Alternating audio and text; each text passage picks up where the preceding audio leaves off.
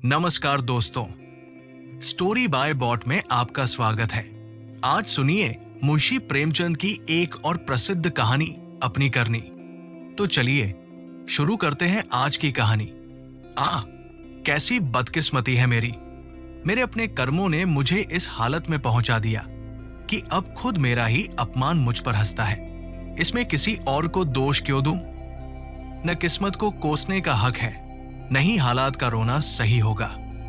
जो कुछ भी हुआ मैंने अपनी मर्जी से किया।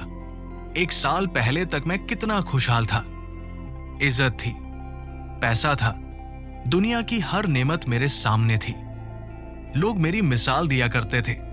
मैं एक रईस खानदान का पढ़ा लिखा शख्स था, फारसी का जानकार, संस्कृत का विद्वान, अंग्रेजी का ग्रेजुएट, और सिर्फ इतना ही नहीं, देखने में भी अच्छा खासा था। मेरी सेहत बेहतरीन थी, कभी छोटी मोटी बीमारी का नाम भी नहीं सुना था। फिटन की सवारी, नदी किनारे की ठंडी हवाएं, पहाड़ों के हसीन नजारे, जिंदगी किसी ख्वाब से कम न थी। लेकिन उस सब का जिक्र अब तकलीफ दे लगता है। मैं एक सच्चे दिल वाली पत्नी का पति था, 2 फूल जैसे बच्चों का पिता। उनकी मासूम हंसी मेरे घर का उजाला थी। मगर अंधे को रोशनी की कदर कहा। मैंने उस प्यार, उस निष्ठा को ठुकरा दिया जिसे पाने के लिए लोग तड़पते हैं। मेरी पत्नी, जो हमेशा मेरे इशारों पर चलती थी, जिसने कभी मेरी किसी गलती की शिकायत नहीं की, जो मेरे गुस्से को भी प्यार से झेल लेती थी, मैंने उसी को धोखा दिया। जब मैं रातों को देर से घर लौटता तो न जाने कितने बहाने बना लेता। शायद छात्र जीवन में भी इतना चालाक न था जितना अब बन गया था। पर क्या वह सच में मेरी बातों पर यकीन कर लेती थी? शायद नहीं। उसकी आंखों में जो गहरी समझ थी, उसने सब देख लिया था, मगर वो कभी कुछ कहती नहीं थी। उसे लगता था कि ये सब खुद ब खुद ठीक हो जाएगा। काश उसने कभी मुझसे सवाल किया होता, काश उसने मुझसे झगड़ा किया होता, काश वो इतनी सीधी न होती। फिर एक शाम मैं आनंद वाटिका पहुंचा। वहां संगमरमर के हौज के पास बैठा मछलियों को देख रहा था कि अचानक मेरी नजर एक औरत पर पड़ी। वो बेले की झाड़ियों से फूल तोड़ रही थी। कपड़े मैले थे, मगर उसके चेहरे में कुछ ऐसा था जिसने मेरा ध्यान खींच लिया। उसने मेरी तरफ देखा, फिर नजरें झुका ली, जैसे उसने कुछ देखा ही न हो। ये मेरे लिए नई बात थी। औरतें मुझे देखकर मुस्कुराती थी, लेकिन उसका ये बर्ताव मुझे और भी ज्यादा आकर्षित कर गया। मैं भी बहाने से वही फूल चुनने लगा, लेकिन जैसे ही उसने मेरी मौजूदगी महसूस की, वो तेजी से वहां से चली गई। अब जाने क्यों रोज शाम को मैं वहीं पहुंच जाता। मैं उससे कोई खास लगाव महसूस नहीं करता था, बस उसे देखकर एक अजीब सी खुशी मिलती थी। मगर ये खेल ज्यादा दिन नहीं चल सकता था। आखिरकार मैंने एक चाल चली। एक दिन जब वो रोज की तरह फूल चुन रही थी, मैं अपना बुलडॉग टामी लेकर वहां पहुंचा। जैसे ही वो लौटने लगी, मैंने टामी को इशारा कर दिया। वो उसकी तरफ झपटा। लड़की चीख पड़ी, घबरा कर दौड़ी, फिर गिर गई। मैंने तुरंत दौड़कर टामी को डांटा, उसे पीटा और दुखी भाव से बोला, ये कितना बदमाश कुत्ता है, अब इसे कभी साथ नहीं लाऊंगा। तुम ठीक तो हो? इसने काटा तो नहीं? वो अभी भी कांप रही थी। धीरे से बोली, अगर तुम ना आते तो ये मुझे मार ही डालता। मेरा तो दिल ही बैठ गया था। बस यहीं से बातचीत का सिलसिला शुरू हो गया। अब वो मुझसे खुलने लगी थी। फिर धीरे धीरे हमारी मुलाकातें बढ़ती गई। मेरी बीवी घर पर इंतजार करती रहती और मैं फूलमती के पास बैठा वक्त बिताता। ये प्यार नहीं था, बस एक अजीब सी लत थी। फिर मेरी जिंदगी पूरी तरह बदल गई। अब घर से ज्यादा आनंद वाटिका मुझे खींचने लगी। मैं बीवी से बातें करता, मगर अब वो सच्चा लगाव नहीं था। पहले जहां उसकी छोटी छोटी बातों का ध्यान रखता था, अब उसकी जरूरतें भी अनदेखी करने लगा था। उसका खामोश चेहरा मुझे डराने लगा। एक दिन मैं आनंद वाटिका में फूलमती के साथ बैठा था। उसने नए गहने पहने थे जो मैंने उसे दिए थे। तभी वहां महाराजा साहब अपने कुछ साथियों के साथ आ पहुंचे। मैं घबराकर उनकी अगवानी करने दौड़ा। फूलमती को भी अंदाजा हो गया कि कुछ गलत हो सकता है। वो डरकर पास की झाड़ियों में छिप गई। महाराजा साहब क्यारी की तरफ बढ़े और अचानक फूलमती को देखा। उन्होंने आश्चर्य से मेरी तरफ देखा और पूछा, ये कौन है? सबकी नजरें मुझ पर जम गई। मुझे समझ में नहीं आया क्या कहूं। जल्दी से बोला, ये बाग के माली की लड़की है, यहां फूल तोड़ने आई होगी। फूलमती के चेहरे पर हवाइयां उड़ने लगी।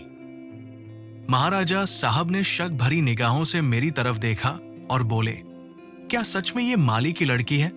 मैं इसका क्या जवाब देता? इसी बीच वो कमबख्त दुर्जन माली भी अपनी फटी हुई पगड़ी संभालता हुआ हाथ में कुदाल लिए दौड़ता आया और घुटनों के बल बैठकर महाराज को प्रणाम किया। महाराज ने तेज लहजे में पूछा, ये तेरी लड़की है? माली के होश उड़ गए। वो कांपते हुए बोला, हुजूर। महाराज ने फिर पूछा, तेरी तनख्वाह कितनी है? दुर्जन ने सिर झुकाकर कहा, हुजूर 5 रुपए। महाराज ने कड़ी नजरों से देखा। ये लड़की कुंवारी है या ब्याही? दुर्जन कांपते हुए बोला, हुजूर अभी कुंवारी है। महाराज का गुस्सा और बढ़ गया। या तो तू चोरी करता है या डाका डालता है, वरना ये कभी नहीं हो सकता कि तेरी लड़की अमीरों जैसी ठाट बाट से रह सके। मुझे अभी और इसी वक्त इसका जवाब चाहिए, वरना तुझे पुलिस के हवाले कर दूंगा। ऐसे चाल चलन वाले आदमी को मैं अपने यहां नहीं रख सकता। माली की तो बोलती बंद हो गई। मेरी भी हालत ऐसी थी कि काटो तो खून नहीं। मुझे लगा कि अब मेरी शामत आ ही गई है। महाराज ने फिर गरज कर कहा, तू चुप क्यों है? बोलता क्यों नहीं? दुर्जन अचानक फूट फूट कर रो पड़ा। जब उसकी आवाज जरा संभली तो वो गिड़गिड़ाया, हुजूर बाप दादा के जमाने से सरकार की सेवा कर रहा हूं। अब मेरे बुढ़ापे पर रहम कीजिए। ये सब मेरी किस्मत का फेर है। हुजूर, इस लड़की ने मेरी नाक कटवा दी, कुल का नाम मिट्टी में मिला दिया। कितना समझाया, कितना रोका, लेकिन इसे हमारी बातों की परवाह ही नहीं। हुजूर, अब क्या करें? ये तो अमीरों की संगत में ही खुश रहती है। और हुजूर, आप भी जानते हैं कि आजकल के रईसों का क्या हाल है। महाराज ने जरा ठहर कर गंभीरता से पूछा, क्या इसका किसी सरकारी अफसर से कोई रिश्ता है? दुर्जन ने नजरें झुका ली। हुजूर, महाराज ने सख्ती से कहा, वो कौन है? तुम्हें उसका नाम बताना होगा। दुर्जन ने सिर झुकाकर कहा, महाराज, जब आप हुक्म देंगे नाम बता दूंगा। सच को कोई आंच नहीं। मैं तो समझ बैठा था कि इसी वक्त सारी पोल खुल जाएगी, लेकिन महाराज ने अपने दरबार के किसी कर्मचारी की इज्जत सरेआम उछालना मुनासिब नहीं समझा। वे कुछ सोचते हुए वहां से चले गए और अपनी मोटर में बैठकर महल की ओर रवाना हो गए। इस घटना के करीब 1 हफ्ते बाद एक दिन जब मैं दरबार से लौटा तो मैंने अपने घर से एक बूढ़ी औरत को बाहर निकलते देखा। उसकी शक्ल सूरत में अजीब सा बनावटी भोलापन था, ऐसा भोलापन जो चालाक औरतों के चेहरे पर होता है। मैंने झटके से पूछा, तू कौन है? यहां क्या कर रही थी? बुढ़िया ने हाथ उठाकर दुआ दी और बोली, बेटा नाराज मत हो, गरीब भिखारिन हूं। मालिकिन का सुहाग सलामत रहे, जैसी सुनी थी वैसी ही निकली। ये कहकर वो तेजी से चल दी। उसका हाव भाव मुझे खटक गया। मैंने घर के अंदर जाकर गुस्से में पूछा, ये कौन थी? मेरी बीवी ने सिर झुकाकर धीरे से कहा, क्या जानूं, कोई भिखारिन थी। मैंने शक भरी नजरों से देखा। भिखारिनें ऐसी नहीं होती। ये तो मुझे कुटनी जैसी लग रही थी। सच सच बताओ, वो यहां क्यों आई थी? इंदुमती ने लापरवाही से कहा, अरे भीख मांगने आई थी, भीख दे दी। किसी के दिल का हाल कोई कैसे जाने। मुझे उसके जवाब से सच्चाई कम और चालाकी ज्यादा महसूस हुई। उसकी आवाज में हिचक थी। उसकी आंखें कुछ छिपा रही थी। मैंने झपट कर उसका हाथ पकड़ लिया और गंभीरता से बोला, इंदु, तुम जानती हो कि मुझे तुम पर कितना भरोसा है, लेकिन अगर तुमने अभी सच नहीं बताया तो इसका अंजाम अच्छा नहीं होगा। तुम्हारी हरकतें बता रही है कि कुछ गड़बड़ है। याद रखो, मेरी इज्जत मेरे लिए सबसे बड़ी चीज है। मुझे जबरदस्ती इस तरह की बातें करने पर मजबूर मत करो। इंदुमती एकदम मेरे पैरों में गिर पड़ी और रोते हुए बोली, मुझे माफ कर दो। मैंने और भी जोर से पूछा, लेकिन गलती क्या की है? इंदुमती ने सिसकते हुए जवाब दिया, तुम जो सोच रहे हो वो एक पल के लिए भी मत सोचो, नहीं तो आज ही मेरा जीना हराम हो जाएगा। मैं जानती हूं कि तुमने मुझ पर जो जुल्म किए हैं उन्हें मैं कैसे झेलती रही हूं, और अब भी सब सहने को तैयार हूं। लेकिन तुमने मेरे लिए ये शक अपने दिल में क्यों लाया? मेरी गलती हुई, लेकिन इतनी बड़ी नहीं कि तुम मुझ पर इल्जाम लगाने लगो। मैं मानती हूं कि मुझसे भूल हुई, लेकिन इसका यह मतलब नहीं कि तुम मुझ पर शक करो। मैं उस औरत की बातों में आकर अपने घर का हाल उसे बता बैठी। मुझे पता था कि यह नहीं करना चाहिए, लेकिन उसके झूठे हमदर्दी भरे शब्दों और मेरे दिल में जल रही आग ने मुझसे ये गलती करवा दी। अब जो सजा देना हो दे दो। मेरा गुस्सा थोड़ा ठंडा हुआ। मैंने धीरे से पूछा, तुमने उसे क्या बताया? इंदुमती ने धीरे से कहा, बस घर का हाल, तुम्हारी बेरुखी, तुम्हारी लापरवाही, तुम्हारा घर की जरूरतों की फिक्र न करना। और अपनी बेवकूफी में मैंने ये भी कह दिया कि 3 महीने से तुमने घर के खर्च के लिए कुछ नहीं दिया और इसका असर मेरे गहनों पर पड़ा। शायद तुम्हें मालूम भी नहीं कि इन 3 महीनों में मेरे 450 रुपए के गहने बिक चुके हैं। मैं नहीं जानती कि मैंने उसे ये सब क्यों बता दिया। शायद इसलिए कि जब दिल जलता है तो जबान से भी लपटें निकल ही आती है। इतना कहकर वो चुप हो गई। फिर एक पल बाद बोली, लेकिन मेरी इस भूल की इतनी बड़ी सजा नहीं होनी चाहिए कि तुम मुझ पर शक करने लगो। अगर तुम्हें मुझ पर भरोसा नहीं तो फिर इस रिश्ते का क्या मतलब? मैं सिर पर हाथ रखकर बैठ गया। साफ समझ आ गया कि अब मुसीबत बढ़ने ही वाली है। दूसरे दिन जब मैं दफ्तर पहुंचा तो चौबदार ने आकर कहा, महाराज साहब ने आपको बुलाया है। मैं तो पहले ही अपनी किस्मत का फैसला कर चुका था। मुझे पूरी तरह यकीन था कि वो बुढ़िया कोई साधारण भिखारिन नहीं, बल्कि खुफिया पुलिस की कोई मुखबिर थी जो मेरे घर परिवार की जांच पड़ताल करने आई थी। कल उसकी रिपोर्ट गई होगी और आज मेरी पेशी लग गई। खौफ के बावजूद मैंने अपने दिल को संभाला और तय किया कि जो होना है सो होगा। अभी से क्यों घबराऊं? मैं महाराज की सेवा में पहुंचा। वो इस वक्त अपने पूजा कक्ष में अकेले बैठे थे। उनके सामने कागजों का ढेर फैला था और वे किसी गहरे ख्याल में डूबे लग रहे थे। मुझे देखते ही उनकी नजरें मुझ पर टिक गई। उनके चेहरे पर नाराजगी साफ झलक रही थी। महाराज बोले, कुंवर श्याम सिंह, मुझे बेहद अफसोस है कि तुम्हारे बारे में जो बातें मालूम हुई हैं, वे मुझे मजबूर कर रही है कि तुम्हारे साथ सख्ती बरती जाए। तुम हमारे पुराने वसीकादार हो। तुम्हारे पूर्वजों ने हमारे खानदान की निष्ठा से सेवा की है। इसी के इनाम स्वरूप तुम्हें यह वसीका दिया गया था, लेकिन तुमने इसे पाने के काबिल खुद को साबित नहीं किया।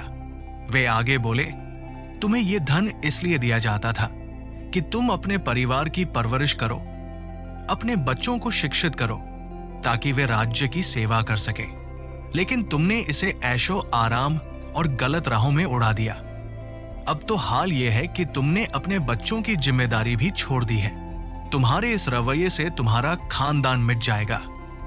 इसलिए हमने तुम्हारा नाम वसीकादारों की सूची से हटा दिया है और तुम्हारी जगह तुम्हारी पत्नी का नाम दर्ज किया गया है। अब वही अपने बच्चों को पालने की जिम्मेदार होगी। तुम्हारा नाम अब रियासत के मालियों की सूची में लिखा जाएगा, क्योंकि तुमने अपने कर्मों से खुद को इसी लायक बनाया है। मुझे उम्मीद है कि यह बदलाव तुम्हें नागवार नहीं गुजरेगा। जाओ और मुमकिन हो तो अपने किए पर पछताओ। मैं स्तब्ध रह गया। कुछ कहने की हिम्मत नहीं हुई। मैंने धैर्यपूर्वक अपने भाग्य का ये फैसला सुना और घर की ओर चल पड़ा। लेकिन कुछ ही कदम बढ़ा था कि अचानक ख्याल आया, किस घर जा रहा हूं? अब मेरा घर ही कहां है? मैं उल्टे पैर लौटा। जिस घर का मैं राजा था, वहां आश्रित बनकर नहीं रह सकता था। और अगर रह भी जाऊं तो क्या यह सही होगा? मेरे मन में बस एक विचार आया, फूलमती। ये सब उसी की वजह से हुआ। क्या उससे मिलना चाहिए? लेकिन दिल ने रोका। क्या अभी उसे मेरी जरूरत होगी? एक समृद्ध व्यक्ति की इज्जत होती है, लेकिन जब सब कुछ चला जाए तो? रूप की मंडी में प्यार से ज्यादा कीमत धन दौलत की होती है। शायद इस वक्त वो भावनाओं में बहकर मेरे साथ चलने को तैयार हो जाए, लेकिन क्या मैं उसे अपने साथ रख पाऊंगा? कहां जाऊंगा उसके साथ?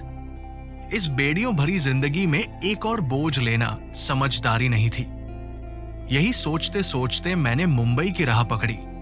अब 2 साल से एक मिल में नौकरी कर रहा हूं। तनख्वाह बस इतनी है कि किसी तरह गुजारा हो जाए, लेकिन भगवान का शुक्रिया अदा करता हूं कि कम से कम पेट भरने लायक कमा रहा हूं। एक बार चोरी छिपे अपने घर गया था। देखा, फूलमती ने किसी और रईस से नाता जोड़ लिया है, लेकिन मेरी पत्नी ने बड़ी समझदारी से घर को संभाल लिया। मैंने अपने घर को लालसा भरी नजरों से देखा। दरवाजे पर 2 लालटेन जल रही थी। बच्चे आंगन में खेल रहे थे। हर तरफ सफाई और सलीका नजर आ रहा था। बाद में मुझे अखबारों से पता चला कि महीनों तक मेरे लापता होने के इश्तिहार छपते रहे। लेकिन अब इस हाल में वहां लौटकर क्या करूंगा?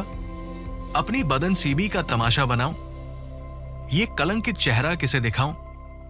अब तो यही तय है कि इसी गिरी पड़ी हालत में जिंदगी काटनी है, चाहे हंसकर चाहे रोकर।